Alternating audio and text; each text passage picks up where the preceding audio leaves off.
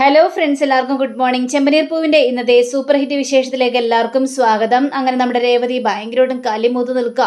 അങ്ങനെ ഡ്രസ്സെല്ലാം പാക്ക് ചെയ്തിട്ട് നമുക്ക് ഇപ്പം തന്നെ ഇവിടുന്ന് പോകണം. അയ്യോ രേവതി, എന്തിനാ രേവതി ഇപ്പോൾ തന്നെ പോകുന്നത്? രേവതി അതെ അങ്ങനെയൊക്കെ സംഭവിച്ചു പോയി, നമുക്കിപ്പോൾ പോകണ്ട, നമുക്കിതെല്ലാം കഴിഞ്ഞിട്ട് പോയാൽ മതി. വേണ്ടെന്ന് പറഞ്ഞില്ലേ?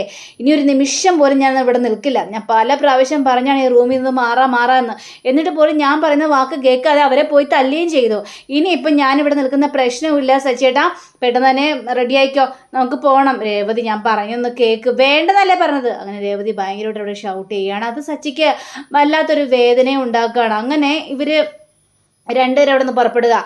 അങ്ങനെ പിന്നീട് കാണിക്കുന്നത് നമ്മുടെ ശരത്ത് ഇരുന്ന് ഇങ്ങനെ പഠിക്കുകയാണ്. രാത്രിയായിട്ടും പഠിത്തമൊന്നും നിർത്താതെ അവിടെ ഇങ്ങനെ പഠിച്ചു കഴിഞ്ഞപ്പോഴേക്കും അമ്മ വന്നിട്ട് പറയുകയാണ്, മോനെ നീ എന്തിനാ ഈ പാതിരാത്രി ഇരുന്ന് പഠിക്കുന്നത്?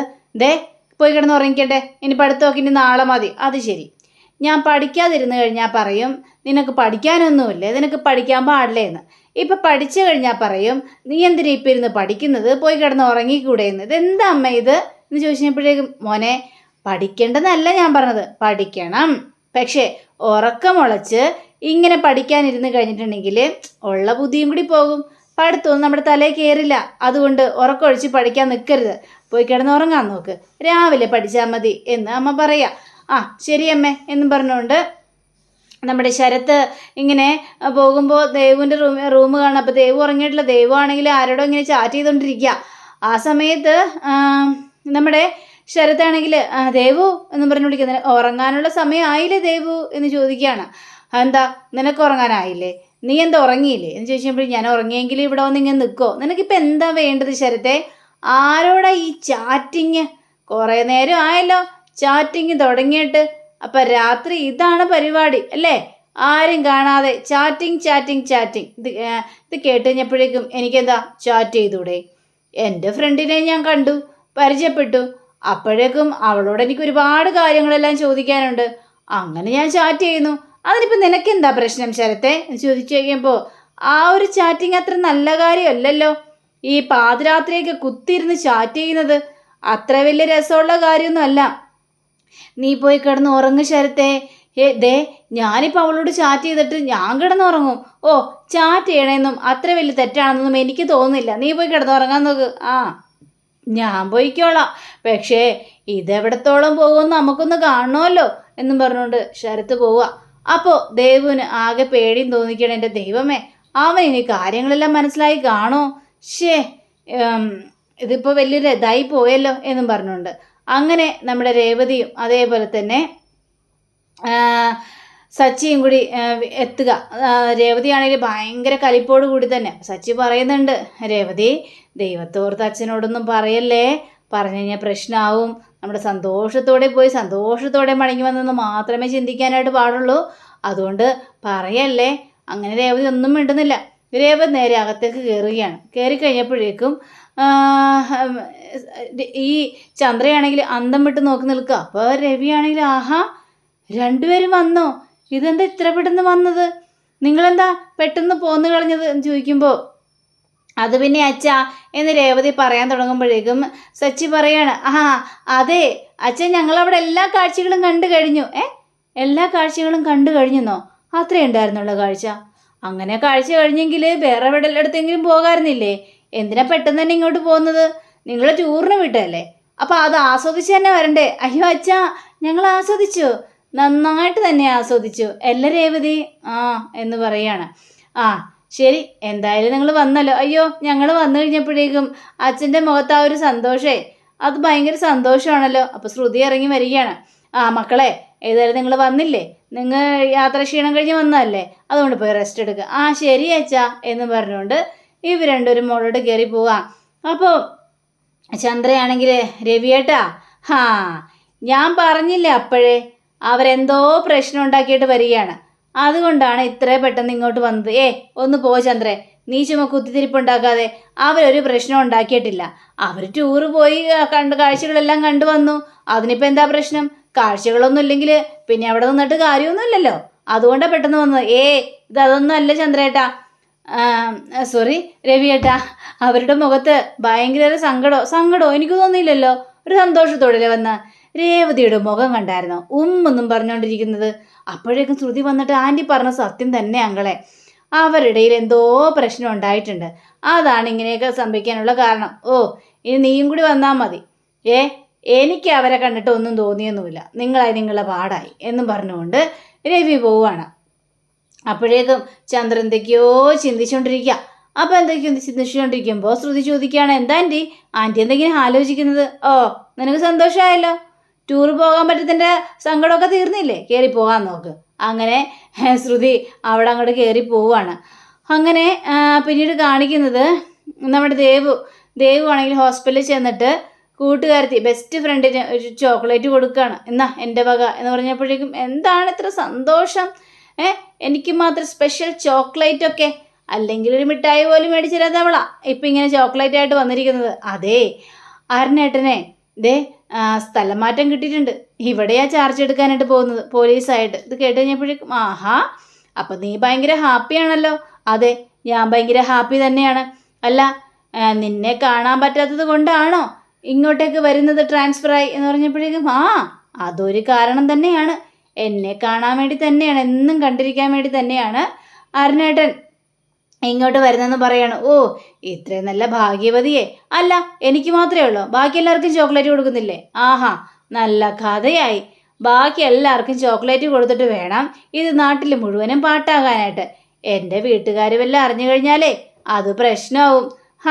എന്തായാലും ഏതെങ്കിലും സമയത്ത് നിൻ്റെ വീട്ടുകാരൊക്കെ അറിയാമല്ലോ. ഏതായാലുമേ അരുണേട്ടനെ പോലെ നല്ലൊരു മനുഷ്യനെ കിട്ടിയത് എൻ്റെ ഏറ്റവും വലിയ ഭാഗ്യമാണ്. എന്നോട് എത്ര സ്നേഹമാണെന്നറിയാവോ? എനിക്കും അതേപോലെ തന്നെ ഭയങ്കര ഇഷ്ടമാണ് കേട്ടോ അരുണേട്ടനെ. അദ്ദേഹത്തെ എപ്പോഴും കണ്ടുകൊണ്ടിരിക്കാനായിട്ട് എനിക്ക് തോന്നുക തന്നെ ചെയ്യും. ഓ ഹെടി അപ്പം കല്യാണം എപ്പോഴാ? കല്യാണത്തെ കാര്യത്തെക്കുറിച്ചൊന്നും ഞാനിപ്പോൾ ചിന്തിക്കുന്നില്ല, ഞങ്ങളൊന്ന് പ്രണയിച്ച് നടക്കട്ടേന്നേ, അതിന് ശേഷം മതി കല്യാണമൊക്കെ. ഏതായാലും അരുണേട്ടനെ ഇനി ഇവിടെ നിന്ന് പോകുമെന്നൊന്നും എനിക്ക് തോന്നുന്നില്ല. എനിക്ക് എൻ്റെ അരുണേട്ടനെ എപ്പോഴും കണ്ടുകൊണ്ട് നടക്കാമല്ലോ. ഭാഗ്യവതി.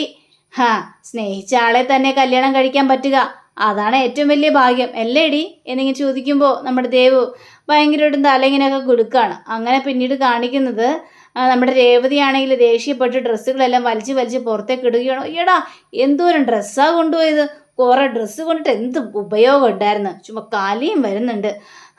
അപ്പോഴേക്കും സച്ചിയാണെങ്കിൽ ഏതായാലും നമ്മൾ തിരിച്ചു വന്നത് നന്നായല്ലേ, ഓ വീട്ടിലെത്തുന്ന സുഖം അത് വേറൊന്ന് തന്നെയാണല്ലേ രേവതി. രേവതിക്ക് ഇതൊക്കെ കേട്ടിട്ട് കലി വരിക. രേവതി ഒന്നും മിണ്ടാന്ന് നിൽക്കാം. രേവതി ഇനിയേ നമുക്ക് അടുത്ത പ്ലേസിലേക്ക് ടൂറ് പോകണം കേട്ടോ, അതൊരു 6 മാസം കഴിയട്ടെ, അതിനുശേഷം പോയാൽ മതി എന്നിങ്ങനെ സംസാരിക്കുമ്പോൾ രേവതി ഒന്നും മിണ്ടുന്നില്ല. സച്ചി പറയുകയാണ്, ഇതെന്താ രേവതി നിനക്ക് മൗനവ്രതമാണോ? ഞാൻ ചോദിച്ചിട്ട് നീ എന്തൊരു അക്ഷരം പോലും മിണ്ടാത്തതേ, മിണ്ടി പോകരുത്, മാറിക്കോളണം അവിടെ നിന്ന്. എന്താ രേവതി ഇത്, അങ്ങനെയൊക്കെ സംഭവിച്ചു പോയില്ലേ, അതിനിപ്പോൾ എന്താ അങ്ങനെയൊക്കെ സംഭവിച്ചു പോയില്ലേ? ഈടാ അച്ഛൻ്റെ മുന്നിൽ എന്തൊരു നാടകം കളിയായിരുന്നു ഇത്. ഈ സംഭവങ്ങളെല്ലാം അച്ഛനെ അറിഞ്ഞിരുന്നെങ്കിൽ എന്തായിരിക്കും സംഭവിക്കാനായിട്ട് പോകുന്നതെന്ന് പറയണ്ടല്ലോ. അയ്യോ രേവതി അച്ഛനോട് പറയല്ലേ. ഞാൻ പറയും, ഞാനിപ്പം തന്നെ അച്ഛനോട് പറയാം. അച്ഛാ എന്ന് പറഞ്ഞിട്ട് വിളിച്ചിട്ട് നമ്മുടെ രേവതി പുറകെ അങ്ങോട്ട് ഓടുകയാണ്, സച്ചിയും പിന്നാലെ. അങ്ങനെ നമ്മുടെ അച്ഛനാണെങ്കിൽ വാക്കിങ്ങിന് പോകാനുള്ള തയ്യാറെടുപ്പായിരുന്നു. അങ്ങനെ ആ സമയത്ത് വാക്കിങ്ങിന് പോകുന്ന സമയത്ത് രേവതി ഓടിച്ചു എന്നിട്ട് അച്ഛാ പോവല്ലേ അച്ഛാ, എനിക്ക് ഒരു കാര്യം പറയാനുണ്ട് അച്ഛാ. എന്താ മോളെ, എന്താ രേവതി? അപ്പോഴേക്കും സച്ചി ഓടി വരികയാണ്. അയ്യോ അച്ഛാ അത് പിന്നെ ഒരു വലിയൊരു കഥയാ അച്ഛാ. കഥയോ? നീ എന്തൊക്കെയാ പറയുന്നത്? അല്ല രേവതിക്ക് എന്തോ പറയാനുണ്ടെന്ന് പറഞ്ഞല്ലോ, ഇത് തന്നെയാ കഥ. എന്ത് കഥ? അതേ ഞങ്ങൾ ടൂറ് പോയില്ലേ, ടൂറ് പോയപ്പോഴേ അവിടെ ഞങ്ങൾ സ്ഥലങ്ങളെല്ലാം കാണാൻ നടക്കുമായിരുന്നു. ആ സമയത്തെ ഒരു വലിയൊരു ഗുഹ, ആ ഗുഹയിലേക്ക് കൂടെ വന്നൊരു കൂട്ടുകാരൻ അങ്ങോട്ട് വീഴുകയും ചെയ്തു. എന്നിട്ട് മോനെ എന്ത് സംഭവിച്ചു? എന്നിട്ട് വീണിട്ട് ഒരു കുഴിയാണ്, വലിയ യമണ്ടൻ കുഴി. അപ്പോൾ ആ സമയത്ത് അയാളുടെ ആ ചെറുക്കൻ്റെ കൂട്ടുകാരൊക്കെ വലിയ സാഹസത്തോടു കൂടി തന്നെ അവനെ പുറത്തിറക്കി. ഇത് കേട്ട് കഴിഞ്ഞപ്പോഴേക്കും നമ്മുടെ രവിയാണെങ്കിൽ ഇതൊരു സിനിമാ കഥയല്ലേ? അതെ അച്ഛാ, ആ സിനിമാ കഥ പോലെ തന്നെയാണ് അവിടെ നടന്നത്. സിനിമാ കഥ പോലെ തന്നെ എന്തൊക്കെയാ പറയുന്നത്? അപ്പോഴേക്കും രേവതിയാണ്, അച്ഛാ അങ്ങനെയല്ല അച്ഛാ. എങ്ങനെയാ മോള് പറ മോളെ. രേവതി വാ കയറിപ്പോ മോളെ. അച്ഛന് വാക്കിങ് കഴിഞ്ഞ് വരുമ്പോൾ മോൾക്ക് ചായ കൊടുക്കണ്ടേ, അതുകൊണ്ട് പോയി അടുക്കളയിൽ ചായ പോയി ഉണ്ടാക്കിക്കണ്ടേ, ചെല്ല് എന്നും പറഞ്ഞുകൊണ്ട് രേവതിയെ പറഞ്ഞു കൊടുക്കുകയാണ്. എടാ നീ എന്തിനാണ് രേവതിയുടെ വായടക്കിയത്? അവൾക്ക് എന്തോ പറയാനുണ്ടല്ലോ. എന്താ പറയാനുള്ളത് രേവതി മോൾക്ക്? ഒന്നുമില്ല, ചെയ്യിക്ക് അത് തന്നെയാണ് പറയാനുള്ളത്. പറഞ്ഞു കഴിഞ്ഞാൽ സമയം പോവില്ല അച്ഛാ, അതുകൊണ്ട് അച്ഛാ അച്ഛൻ ഏതായാലും പോയിട്ട് വാ. ശരി. എന്നിട്ടേ ആ കുഴിയിൽ വീണ ആൾക്ക് പിന്നീട് എന്തെങ്കിലും സംഭവിച്ചോ? അത് പിന്നെ അച്ഛൻ സിനിമയെ കാണുന്ന പോലെ. സിനിമയെ കാണുന്ന പോലെ? അയ്യോ അച്ഛാ, ഇപ്പോൾ ഒരു കുഴപ്പമില്ല, സുഖമായിട്ടിരിക്കുന്നു ഞാൻ പറഞ്ഞതാ. ശരി എന്നും പറഞ്ഞുകൊണ്ട് രവി അവിടെ നിന്ന് പോവാണ്. അങ്ങനെ നമ്മുടെ സച്ചിയെ കാണിക്കുകയാണ്. അപ്പോൾ സച്ചിയാണെങ്കിൽ വല്ലാത്ത സങ്കടത്തിലിങ്ങനെ ഇരിക്കുമ്പോൾ രേവതി വരികയുണ്ട്. രേവതി വന്നിട്ട്, എന്താ സച്ചിയേട്ടാ, എന്ത് പറ്റി? സങ്കടം തോന്നുന്നുണ്ടോ? പേടിച്ചു പോയല്ലേ? പേടിയോ? എനിക്കൊരു പേടിയൊന്നുമില്ല. പിന്നെ എനിക്കറിയാം ഞാൻ അച്ഛനോട് പറയുന്നുള്ളൊരു പേടി സച്ചിയുടെ മനസ്സിലിങ്ങനെ കുതിച്ചു കയറിയല്ലേ. എന്നാലും അവിടെയൊക്കെ അങ്ങനെയൊക്കെ സംഭവിച്ചു പോയല്ലോ സച്ചിയേട്ടാ ഇപ്പോഴും അറിയോ, എൻ്റെ മനസ്സിൽ ആ ഭയം പോയിട്ടില്ല സച്ചിയേട്ടാ. ഞാനൊരു സാധാരണ നാടൻ പെണ്ണല്ലേ. എനിക്കിതൊക്കെ കാണുമ്പോൾ വല്ലാത്തൊരു പേടിയാണ് തോന്നിയത്. ഇപ്പോഴും എൻ്റെ മനസ്സിൽ നിന്ന് അത് പോകുന്നില്ല സച്ചിയേട്ടാ. ആ ഒരു സംഭവമാണ് എൻ്റെ മനസ്സിലേക്ക് ഇങ്ങനെ വന്നു കുതിച്ച് കയറുന്നത്. ഇതൊക്കെ കേട്ട് കഴിഞ്ഞപ്പോഴേക്കും രേവതി, നീ പേടിച്ചെന്ന് എനിക്കറിയാം, അതുകൊണ്ടാ അങ്ങനെയൊക്കെ അവിടെ ഉണ്ടായത് രേവതി. അതൊക്കെ സംഭവിച്ചു പോയി. ഇനി അതിനെക്കുറിച്ച് ഒന്നും ചിന്തിക്കണ്ട, വരാനുള്ളതൊക്കെ വന്നു. ഇനി നമ്മൾ ഹാപ്പി ആയിട്ടിരിക്കുക, അത്രയും മാത്രമേ ഉള്ളൂ സച്ചിയേട്ടാ എന്നിങ്ങനെ പറയാ. അങ്ങനെ നമ്മുടെ ശ്രുതിയെ കാണിക്കുകയാണ്. അപ്പോൾ ശ്രുതിയാണെങ്കിൽ എന്തൊക്കെയോ നോക്കിക്കൊണ്ടിരിക്കുക. അങ്ങനെ നോക്കിക്കൊണ്ടിരിക്കുന്ന സമയത്താണ് നമ്മുടെ ശ്രുതിയുടെ കയ്യിലേക്ക് ഒരു നോട്ടീസ് കിട്ടുന്നത്. നോട്ടീസ് കിട്ടി കഴിഞ്ഞപ്പോഴേക്കും ശ്രുതി ഞെട്ടിപ്പോയി. ശ്രുതി ഇതായിട്ട് നേരെ ശ്രുതിയുടെ അടുത്തേക്ക് ചെല്ലുകയാണ്. ശ്രുതി ചെന്ന് കഴിഞ്ഞപ്പോഴേക്കും, ശ്രുതി ഇതെന്താ ശ്രുതി? നീ വായിച്ചു കാണുമല്ലോ, പിന്നെന്താ? GST അടച്ചില്ലല്ലേ? ഇല്ല, അടച്ചില്ല, അടക്കാനുള്ള പൈസ ഉണ്ടായിരുന്നില്ല, അതുകൊണ്ട് തന്നെ.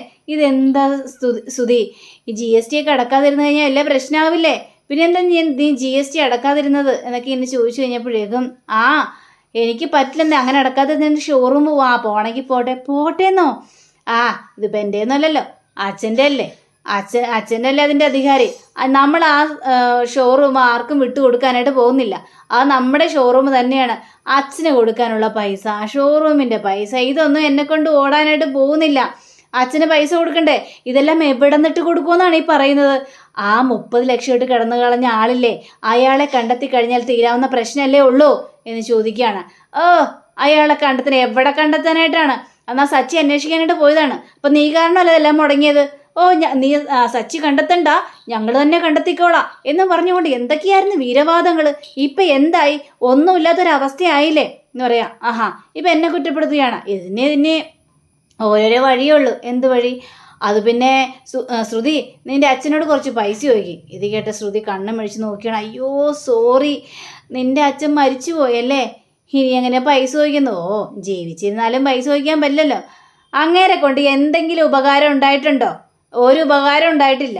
ഇപ്പോൾ ഈ അത്തും പോയി, ഇനി ഒന്നും ഉണ്ടാകാനായിട്ട് പോകുന്നില്ല, എല്ലാം എൻ്റെ തലവിധി എന്ന് പറഞ്ഞുകൊണ്ട് ശ്രുതി അവിടെ നിന്ന് പോയി കഴിഞ്ഞപ്പോഴേക്ക് ശ്രുതിക്കാണല്ലോ അമ്മയുടെ മകൻ തന്നെ, പണം പണം പണം എന്ന് മാത്രമേ ഒരു ചിന്തയുള്ളൂ. പക്ഷെ നമ്മുടെ ബീരാനിക്കയെ കാണിക്കുന്നുണ്ട്. ബീരാനിക്കയുടെ ശരിക്കും പേര് രാജശേഖരൻ എന്നാണ്. അപ്പോൾ ബീരാനിക്കയുടെ പെങ്ങടെ വീട്ടിൽ വന്ന് നിൽക്കുകയാണ്. അപ്പോൾ പെങ്ങടെ മോക്കടെ കല്യാണത്തിൻ്റെ കാര്യത്തെക്കുറിച്ചൊക്കെ സംസാരിക്കുകയാണ്. എനിക്ക് ഈ ബീരാൻ എന്ന പേര് വന്നത് തന്നെ ഞാനൊരു സിനിമയിൽ ആദ്യം ചെയ്ത വേഷമാണ് ബീരാൻ. അപ്പോൾ ആ ഒരു പേര് ഇപ്പോഴും ആൾക്കാരും മറന്നിട്ടില്ല. ഇപ്പം എനിക്ക് എല്ലാവരും എന്നെ വിളിക്കുന്നത് ബീരാൻ എന്നാണ്. എൻ്റെ ശരിക്കുള്ള പേര് പോലും ആൾക്കാർ മറന്നുപോയിരിക്കുന്നു. അപ്പോൾ പെങ്ങളാണെങ്കിൽ എൻ്റെ ഏട്ടന് അല്ലെങ്കിലും നല്ല മനുഷ്യൻ തന്നെയാണോ? ക്യാരക്ടറല്ലോ ഒരാളുടെ സ്വഭാവം നല്ലതാകുക, ഇതാണല്ലോ ഏറ്റവും വലിയ മെയിൻ. എന്താണ് പെങ്ങളെ എന്നിങ്ങനെ പുകഴ്ത്തി പറയേണ്ട കാര്യമൊന്നുമില്ല എന്നൊക്കെ ഇങ്ങനെ പറയുകയാണ്. അങ്ങനെയും പറഞ്ഞുകൊണ്ട് അവരുടെ ആ ഒരു സംസാരം അവസാനിപ്പിക്കുകയാണ്. ഇതൊക്കെ തന്നെ ശ്രുതിയെ കാണിക്കുകയാണ്. ശ്രുതിയാണെങ്കിൽ ആകെ ടെൻഷൻ നിൽക്കുകയാണ്. എങ്ങനെയെങ്കിലും ആ ഒരു 30 ലക്ഷം രൂപ കണ്ടെത്തണം, എങ്ങനെയെങ്കിലും ഇതൊക്കെ അവസാനിപ്പിക്കണം എന്നൊക്കെ ചിന്തിച്ചാണ് നമ്മുടെ ശ്രുതി നിൽക്കുന്നത്.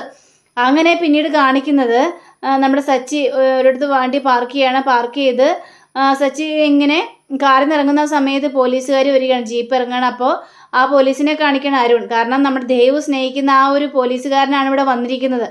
പോകാൻ വരട്ടെ എന്ന് പറഞ്ഞുകൊണ്ട് സച്ചിയെ അവിടെ പിടിച്ചു നിർത്തുകയാണ്. എന്താ സാർ, താൻ ആ ബോർഡ് കണ്ടോടോ?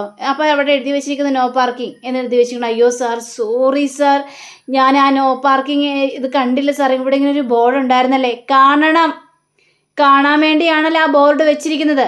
എന്നിട്ട് താൻ എന്ത് പരിപാടിയാണ് കാണിച്ചത്? അയ്യോ സോറി സാർ, എനിക്ക് തെറ്റുപറ്റി, ഒരു അബദ്ധം പറ്റിപ്പോയതാണ്. ഞാൻ പെട്ടെന്ന് വന്നിട്ട് അവിടെ മെഡിക്കൽ സ്റ്റോറിൽ നിന്ന് ഒരു ടാബ്ലറ്റ് മേടിക്കാൻ വേണ്ടി വന്നതാണ്. എന്താ, ആരെങ്കിലും സീരിയസ് ആയിട്ട് കിടക്കുന്നുണ്ടോ? സാർ സീരിയസ് ആയിട്ടൊന്നും കിടക്കുന്നില്ല, ഒരു ജലദോഷത്തിൻ്റെ ഗുളികയാണ് സാർ. ഞാനും എൻ്റെ വൈഫും കൂടി ടൂറ് പോയായിരുന്നേ, കാലാവസ്ഥ പിടിച്ചില്ല.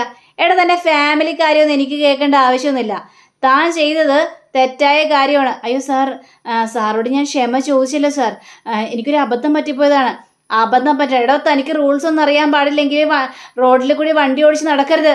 തന്നെ പോലെയൊക്കെ ഒരു പാഠം പഠിപ്പിക്കാൻ വേണ്ടി തന്നെയാണോ ഈ യൂണിഫോം ഇട്ട് ഞാനിങ്ങോട്ട് ഇറങ്ങിയിരിക്കുന്നത് എന്ന് ഇങ്ങനെ പറയാം. ഇത് കേട്ട് കഴിഞ്ഞപ്പോഴേക്കും, സാർ ഞാനങ്ങനെ റൂൾസ് ഒന്നും തെറ്റിക്കാത്ത ഒരാളാണ് സാർ, പക്ഷെ ഞാൻ പറഞ്ഞല്ലോ സാർ, ഇതൊരു അബദ്ധം പറ്റിപ്പോയതാണ്. അല്ല, നിൻ്റെ അച്ഛൻ്റെ പേരെന്താണ് എന്ന് ചോദിച്ചപ്പോഴേക്കും, എന്തിനാ സാർ, ഫൈൻ അടക്കണമെങ്കിൽ ഞാൻ അടച്ചാൽ പോരെ, എന്തിനാ എൻ്റെ അച്ഛൻ്റെ പേരൊക്കെ ചോദിക്കുന്നത്? നിൻ്റെ അച്ഛൻ്റെ പേര് പറയടാ. രവീന്ദ്രൻ. രവീന്ദ്രൻ എന്ന് പറഞ്ഞ, അതായത് നിന്റെ തന്ത ഉണ്ടാക്കിയിട്ടിരിക്കുന്ന റോഡാണോടാ ഇത് എന്നിങ്ങനെ ചോദിക്കുമ്പോൾ സച്ചിക്ക് കല്ലി വരിക. അപ്പോൾ അങ്ങനെ കാണിച്ചുകൊണ്ടാണ് നമ്മുടെ ഇന്നത്തെ റിവ്യൂയുടെ അവസാനിച്ചിരിക്കുന്നത്. അടുത്ത റിവ്യൂവിനെ കാത്തിരിക്കുക. സബ്സ്ക്രൈബ് ചെയ്യുക. എല്ലാവർക്കും നല്ലൊരു ദിനം ആശംസിക്കുന്നു. നമസ്കാരം. Thank you. ബൈ.